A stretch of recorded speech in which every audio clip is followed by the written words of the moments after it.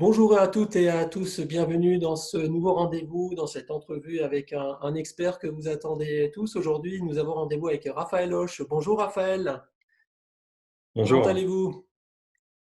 ça va bien, merci. Parfait. Vous êtes dirigeant du cabinet conseil Ultreia et Associés, spécialisé dans le management relationnel. Vous êtes aussi enseignant-chercheur associé à l'IAEMS School of Management.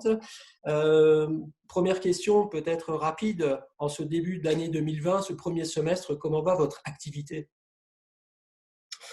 Mais elle allait bien jusqu'au confinement et l'activité s'est arrêtée, en fait, à partir Complètement du printemps. arrêté. Complètement arrêtée. J'ai encore quelques entretiens par visio avec des clients, mais comme moi j'interviens sur le management relationnel, le lien dans la vraie vie est important, quoi. Donc, Bien sûr, parfois un c'est vrai déraillement. que. Alors justement, je fais le lien, sans mauvais jeu de mots, avec votre activité. Vous pouvez nous préciser un petit peu les domaines d'intervention dans lesquels vous êtes, le travail du quotidien de votre cabinet, c'est quoi? Oui, bien sûr. En fait, on a principalement 2 axes de travail. La relation humaine au travail, alors qu'elle passe par une relation hiérarchique. Enfin, on accompagne des managers aujourd'hui dans leur prise d'activité ou dans leur quotidien. Et on accompagne également des équipes dans le travailler ensemble. Ça, c'est notre premier axe de travail, enfin en tout cas notre première mission. Et notre deuxième métier, c'est l'accompagnement du changement. Donc, sur le volet toujours humain, relationnel. Donc, c'est accompagner les équipes à appréhender les changements, à donner du sens et à essayer de rebondir face à ces imprévus qui sont souvent non désirés. Donc pour vous, RH, c'est plutôt ressources humaines ou relations humaines? Je crois avoir la Moi, réponse. oui, c'est plutôt relations humaines, hein, tout à fait. Alors, les entreprises en 2020, bien sûr, sont très impactées par un certain nombre de phénomènes extérieurs lourds. Bien sûr, la crise du Covid-19, la crise économique, voire financière. Comment est-ce qu'on peut, et d'ailleurs peut-on faire de la stratégie dans des périodes aussi complexes? Et si oui, comment est-ce qu'on fait? Alors, ce qui est intéressant dans cette période-là, c'est qu'on a été jusqu'au confinement dans une société de l'accélération, si je reprends les termes du Oui. philosophe allemand Rosa, et on a vraiment un coup d'arrêt. Donc, on est repassé dans une sorte de temps long qui est propice à la réflexion. Le temps court et le temps rapide, c'est le temps de l'action où la réflexion finalement a peu de place dans le Et quotidien. Ce temps long est. on le déplore souvent dans les organisations.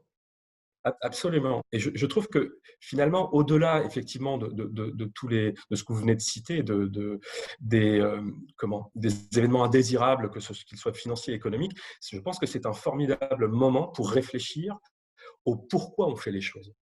La société de l'accélération, c'est une société du comment, et là, la société du temps long est une société du pourquoi, et de se réinterroger sur ce pourquoi. Alors Pourquoi est-ce comment qu'on fait les on fait? choses comme Parce ça? que théoriquement, on comprend bien et je pense que tout le monde est bien intentionné pour prendre ça en compte, mais comment est-ce qu'on fait concrètement quand on a des contraintes aussi fortes à gérer?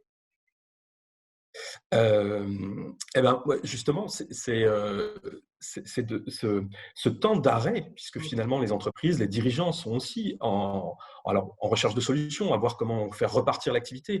Mais ils Oui. ont finalement, en tout cas ceux avec lesquels je travaille en ce moment, ont ce temps-là où on peut se reposer un certain nombre de questions qu'ils ne prennent pas forcément le temps de traiter, ou en tout cas de se poser dans le quotidien. Alors selon vous, qu'est-ce qu'on doit apprendre de tout ce qu'on aura vécu en 2020, en tout cas dans ces 6 premiers mois de l'année et probablement par après, sur le plan managérial et sur le plan stratégique? Qu'est-ce qu'on doit prendre vraiment en compte? Vous, vous auriez Alors moi, une préconisation à faire? c'est plus une remarque qu'une préconisation. C'est que c'est qu'en fait, moi, je vais être assez pessimiste. Je ne crois pas au monde de demain. Enfin, je ne pense pas que le monde de demain va changer. Si on regarde ça d'un point de vue systémique, et on voit déjà les politiques revenir sur certaines décisions, notamment en termes d'écologie. euh, En fait, si je reprends Betson, qui est l'anthropologue, lui, il distingue deux types de changements. un changement qu'il appelle de niveau 1, c'est-à-dire que le système sort de son point d'équilibre et il va chercher à y revenir. Avec un apprentissage, il va se dire, tiens, voilà, il y a eu cette crise, on a réussi à la surmonter et on a développé de nouvelles techniques, de nouvelles modes de management. On va être encore plus agile, mais sans remettre en question le pourquoi, en fait.